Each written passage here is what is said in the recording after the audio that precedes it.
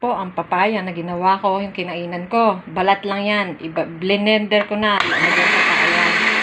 Ayan, biniblender ko siya. Ayan, blender natin ng mapino.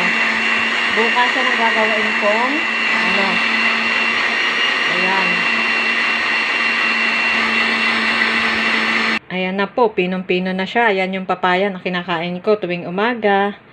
Para pampalinaw ng mata. Ito naman gagawin kong body scrub. Ayan po, gagawin ko po yan body scrub bukas. Ayan, yung balat lang po yan, balat ng papaya. At ayan po, lalagyan ko ng brown sugar. Ayan, bubuhos ko dyan. Konti lang. Baliktad pa yata. Teka lang, hindi ko na ano. Ayan. Ayan, ayan. Lagyan natin ng konti lang. Pang body scrub ko yan bukas. Body scrub. Hindi ko na yun i-blender. Pwede konti lang kasi dapat may ano yan eh.